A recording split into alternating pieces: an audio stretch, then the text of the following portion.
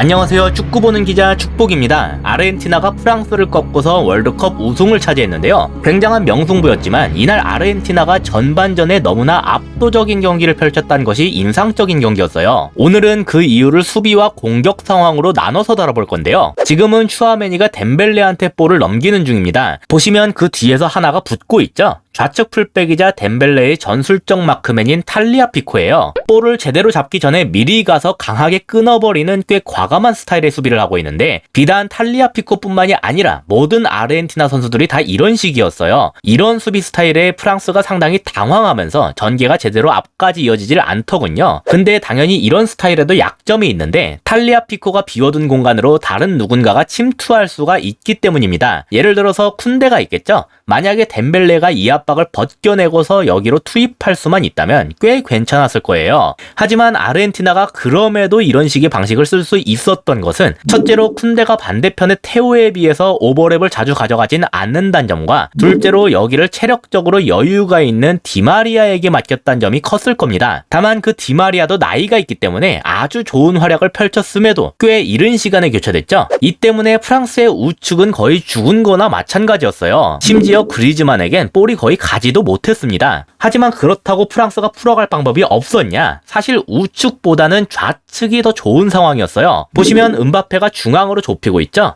때문에 풀백인 몰리나도 중앙으로 좁혔는데요. 그러니까 아까 덴벨레 때처럼 이번에도 측면 공간이 비워지게 됐어요. 이걸 노릴 수 있는 선수는 당연히 테오겠죠? 그리고 아까와 똑같이 대응하려면 이번엔 메시가 내려와서 테오를 잡아줘야 되는데, 모두 아시다시피 메시한테 그런 걸 요구할 수가 없습니다. 그래서 실제로 테오가 잔뜩 올라가고 프랑스가 여길 노리는 그림이 종종 나왔는데, 이걸 데폴이 엄청나게 뛰어서 잡아줬어요. 지금도 보시면 데폴이 라비오를 가리키고 있죠. 프랑스가 이쪽으로 볼을 돌리려고 하니까, 즉 오버랩하는 테오한테 볼을 넘기려고 하니까 엔조한테 라비오에 대한 마크를 맡기고 자기는 테오한테 붙겠다는 거예요. 그래서 실제로 테오가 여기에서 볼을 잡았지만 데폴이 앞을 막으면서 더 앞까지 전개하지 못했습니다. 아르헨티나는 메시를 여전히 전방에 두면서도 좌측과 마찬가지로 프랑스의 풀백을 활용한 측면 공격을 막게 된 셈이죠. 사실 프랑스 입장에선 당황스러울 수밖에 없는 게, 분명히 전술적으로 테오한테 공간 자체는 계속 났거든요. 테오가 올라가지 않은 것도 아니고 이쪽으로 패스도 충분히 들어갔어요. 그러니까 음바페를 좁히면서 테오를 통해 기회를 창출한다는 컨셉 자체는 합리적이란 뜻인데, 데폴이 어마어마하게 뛰면서 이걸 번번이 막았다. 이게 문제였습니다. 오늘 프랑스의 공격이 답답했던 것에 사실상 1등 공신이었어요. 여기에서 테오가 묶이니까 자연스럽게 프랑스의 에이스인 음바페도 같이 묶이게 됐거든요. 사실상 데폴한테 죽어라 뛰어서 어떻게든 2인분급으로 막으라고 지시를 내린 건데, 데폴이 이걸 훌륭하게 수행을 했다. 이렇게 볼 수 있겠습니다. 그리고 설령 테오가 데폴을 이겨내고 좀 더 전진을 하더라도 뒤에서 로메로가 냅다 달라붙으면서 이걸 강하게 끊어버렸어요.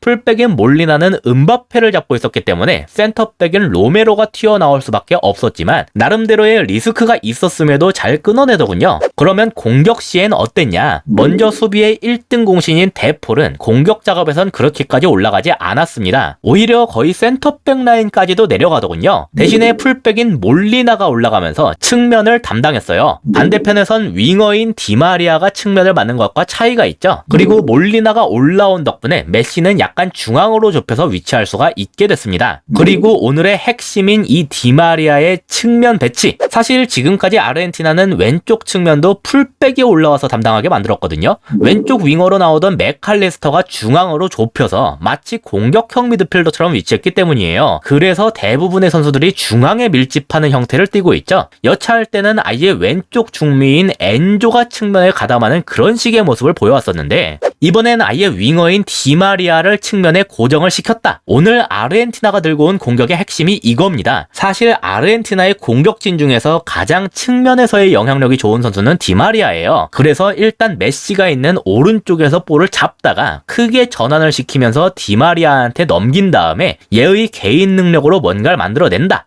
이게 아르헨티나가 오늘 준비한 핵심 컨셉이었습니다. 우리나라로 치자면 디마리아가 황희찬 같은 역할을 맡은 거죠. 득점 장면에서도 디마리아의 기본 위치는 항상 측면이었어요. 오히려 풀백인 탈리아피코의 위치가 더 중앙에 가깝습니다. 탈리아피코의 전술적 마크맨은 윙어인 덴벨레였죠. 이제 디마리아를 잡을 수 있는 선수는 풀백인 쿤데밖에 없었어요. 근데 아르헨티나가 좌측 중미인 맥칼리스터를 전방에 적극 가담시키면서 쿤데를 여기에 붙잡아 버렸습니다. 그러니까 프랑스의 오른쪽 측면 수비를 담당하는 두 명의 선수가 죄다 디마리아를 놓칠 수밖에 없게 만든 거예요. 그래서 여기에서 알바레스가 보낸 볼을 디마리아가 잡았음에도 프랑스가 여기에 즉각적인 대응을 할 수가 없었고, 이걸 방금까지 탈리아피코를 잡고 있던 덴벨레가 어거지로 막아보려다가 결국 페널티킥을 내주게 됐습니다. 디마리아의 개인 능력을 적극적으로 활용하겠다, 그리고 그에게 마크맨이 붙지 않을 수 있도록 탈리아피코와 맥칼리스터를 통한 지원을 하겠다, 그런 아르헨티나의 컨셉이 완벽하게 들어맞은 거예요. 두 번째 득점 장면도 마찬가지였는데 지금은 프랑스가 공격을 하고 있는 중이거든요.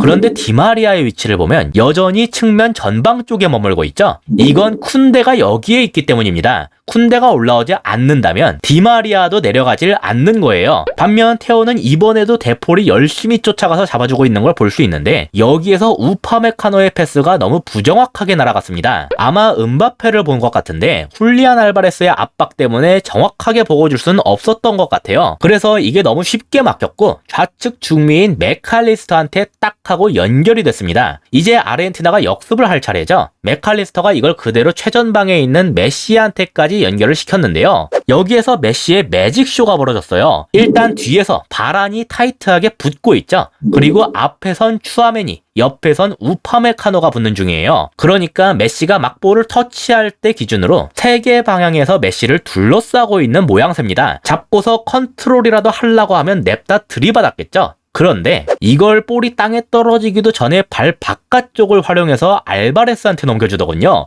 아까 우파메카노의 패스가 부정확하게 날아간 게 알바레스의 압박 때문이라고 말씀드렸죠. 근데 지금 그 우파메카노가 메시한테 붙었기 때문에 알바레스는 완전히 자유로운 상태가 됐어요. 이걸 커버할 수 있는 선수는 위치상 바란이었지만 그 바란도 메시한테 붙고 있었죠. 그래서 알바레스로부터 이렇게 패스가 나가는 걸 미리 차단할 순 없었습니다. 이건 처음에 메시한테 볼을 넘기고 침투를 하던 맥칼리스터한테 연결이 됐는데요. 이제 얘를 막을 수 있는 건 디마리아랑 짝짝꿍을 하던 쿤데밖에 없게 됐어요. 당연히 냅두면 맥칼리스터가 그대로 골키퍼와 1대1이 되니까 쿤데 입장에선 맥칼리스터를 따라갈 수밖에 없었습니다. 그래서 맥칼리스터가 쭉 앞까지 끌고 나오다가 완전히 비어있던 측면의 디마리아한테 넘기고 그 디마리아가 직접 득점까지 해낼 수 있었어요. 프랑스 입장에서 아쉬웠던 건 추아메니의 수비 가담 부분이었는데요. 메시가 여기서 넘긴 건 넘긴 거고 방금까지 맥칼리스터를 잡고 있던 건 추아메니였습니다. 근데 맥칼리스터가 전방으로 뛰어가는 걸 너무 쉽게 놔줬어요. 만약에 추아메니가 맥칼리스터만 잘 잡고 있었다면 쿤데가 디마리아를 이렇게 완전히 냅두진 않았겠죠. 다만 그 추아메니의 아쉬운 수비 가담과는 별개로 이건 아르헨티나가 수비를 하는 상황에서도 디마리아와 메시를 최전방에 두는 선택을 했기 때문에 나올 수 있었다.